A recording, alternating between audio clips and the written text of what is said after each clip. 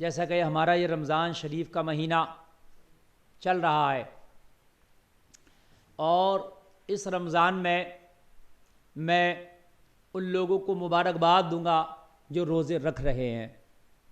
میں ان لوگوں کو جو نہیں رکھ رہے ہیں، میں ان سے گزارش کروں گا کہ اس مہینے کو نکلنے نہ دیں، اس مہینے کو بھنائیں. یہ اس وقت غفلت کرنے کا وقت نہیں ہے، غفلت سے جاگنے کا وقت ہے. پتہ نہیں اگلا رمضان آپ کو دیکھنا نصیب ہو یا نہ ہو، پتہ نہیں اگلا رمضان آپ کو ملے یا نہ ملے.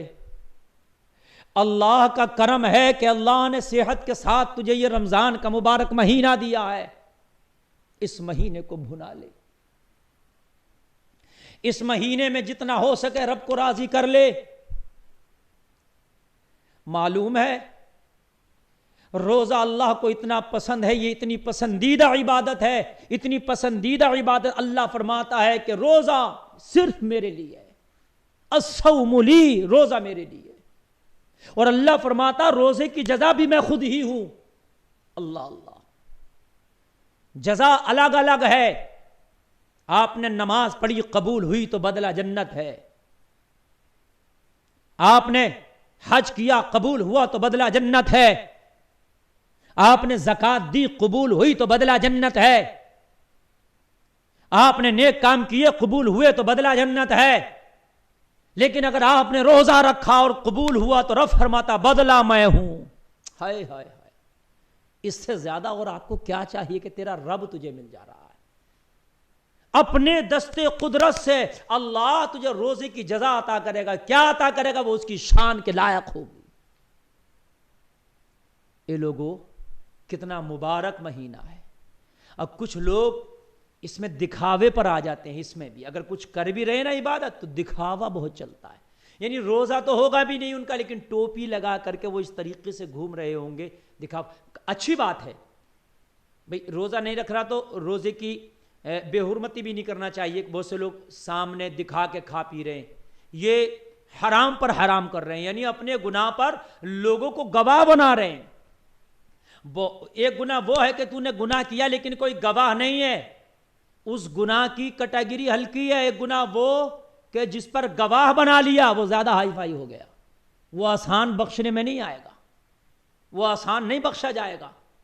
بہت سے لوگ اپنے گناہ پر گواہ بنا لیتے ہیں، یعنی ایک تو روزہ نہیں رکھ رہے یہ گناہ، اور پھر دوسرا روزہ نہ رکھنے پر لوگوں کو گواہ بنا لیتے ہیں. سگریٹ، بیڑی، کھانا پینا، چائے، تمباکو دوسروں کے سامنے گواہ بنا رہے. جتنے لوگ یہ گواہ بن جائیں گے تیرے گناہ پر میدان محشر میں، یہ سب لوگ اللہ کی بارگاہ میں گواہی دے رہے ہوں گے، مولا ہمارے سامنے اس نے یہ گناہ کیا تھا.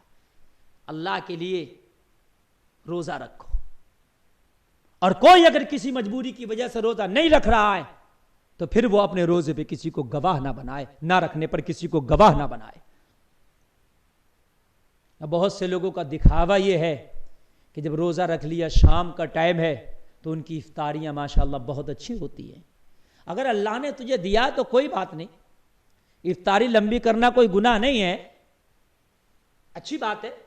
طرح طرح کے فروٹس ہیں، طرح طرح کے پکوان ہیں، طرح طرح کی غذائیں ہوتی ہیں، اچھی بات ہے. لیکن وہ یہیں تک نہیں کرتے، پھر اس کو کھائیں، اس کو رکھیں گے، دسترخوان سجایا جائے گا، اب لی جائے گی سیلفی، اور سیلفی لینے کے بعد اب پھر وہ فیس بک پر ڈالی جائے گی. ہماری افطاری اتنی ہائی فائی چل رہی ہے، ہماری افطاری میں اتنی طرح کے شربت ہیں، ہماری افطاری میں اتنی طرح کی غذائیں ہیں، اتنے طرح کے فروٹس ہیں. بھئی تو نے روزہ رکھا ہے کہ لوگوں کو ایڈورٹائز کر رہا ہے افطاری کا، لوگوں کو دکھا رہا. اب واٹس ایپ پہ چل رہی ہیں افطاریاں، جی میاں روزہ نہیں رکھا، کبابوں کے فوٹو ڈال رہا ہے. روزہ کیا رکھ لیا، اب تو شربتوں کے فوٹو چل رہے ہیں.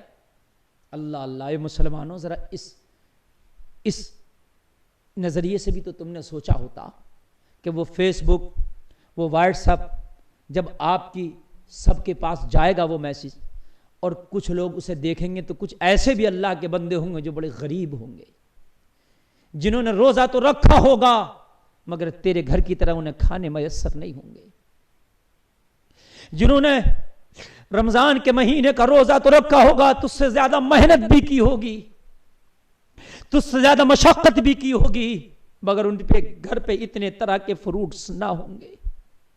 ہو سکتا ہے تیرے اس میسج کو دیکھ کے، تیرے اس واٹس ایپ اور تیرے اس فیس بک کو دیکھ کر ان کے دل میں یہ آ جائے کاش ہمارے پاس بھی ہوتے، ان کا دل ٹوٹ جائے گا، اور دل ٹولنا اسلام میں حرام ہے۔ اس کے دل میں بھی خیال آ جائے کاش میرے گھر پہ، میرے دسترخوان پہ بھی یہ چیزیں ہوتی، یہ نعمتیں ہوتی، دل ٹوٹ جائے گا۔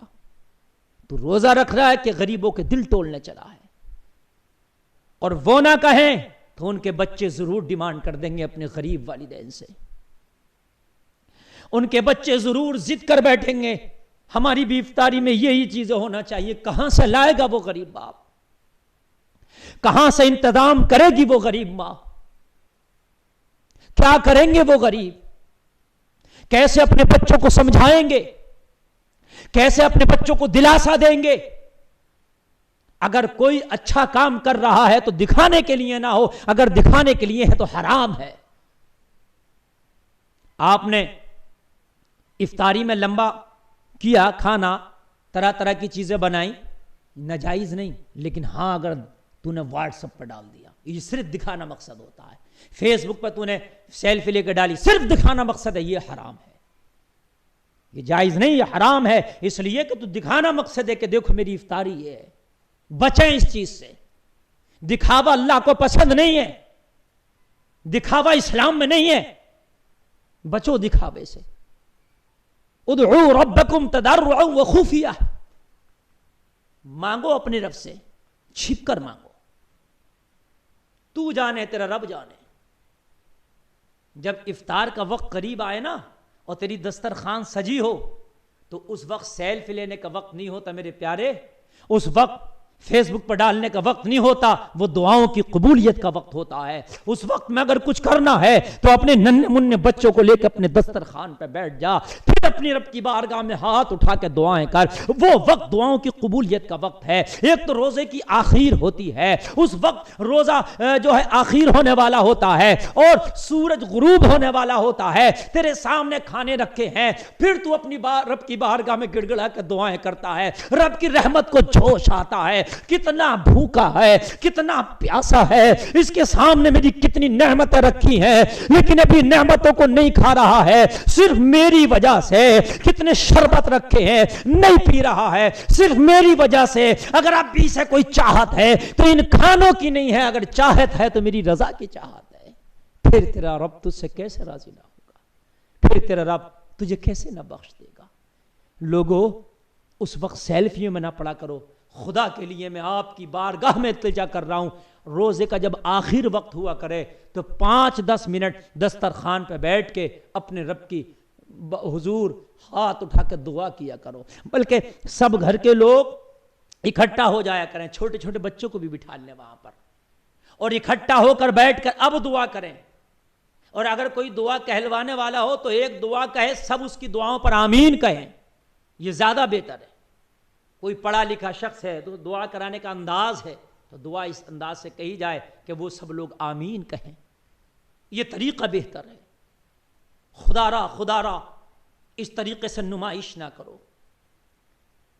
اگر ہاں آپ کو کرنا ہے تو آپ کے گھر میں جب افطاری تیار ہونے لگ جائے، کھانے تیار ہونے لگ جائیں، جب آپ کے وہ طرح طرح کے پھل آپ تیار کر لو تو کوئی تیرا پڑوسی ہوگا، اس پڑوسی کو کھلا دے، تھوڑا سا ضرور افطاری کے لیے اپنے پڑوسی کو بھیج دے، اللہ تجھے ثواب میں شامل کر لے گا۔ اپنے کسی غریب بھائی کو بھیجا دے، اور اگر تیرے پڑوس میں کوئی غریب نہیں ہے تو تیری بستی میں تو کوئی غریب ہوگا، اسے بھیجا، اور خاموشی کے ساتھ بھیجا، اس میں بھی دکھاوا نہ کر۔ بہت سے لوگ اس میں بھی دکھاوا کرنے لگتے ہیں۔ بہت سے لوگوں کو مسجد میں افطاری کرانا ہوتی ہے تو اعلان لگ رہے ہوتے ہیں فلاں صاحب کی طرف سے مسجد میں افطاری کا انتظام ہے، سارے لوگ مسجد میں آئیں۔ یہ فلاں صاحب کا نام لینے کی ضرورت نہیں ہے، صرف اتنا اعلان ہو جائے کہ مسجد میں افطاری کا انتظام ہے، سارے لوگ آ جائیں۔ بس اللہ جان لے گا کس صاحب کی طرف سے، اللہ سمجھ لے گا، اللہ کے علم میں سب ہے، اللہ سب جان لے گا۔ اللہ سب جان لے گا. تو صرف نام ہونا چاہیے. سمجھ رہے ہیں آپ؟ اس سے کوئی مطلب نہیں ہے.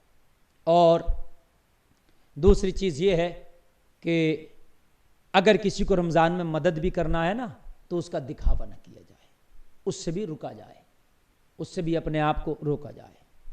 اللہ تعالیٰ ہمیں ان سب سے بچنے کی توفیق عطا فرمائے.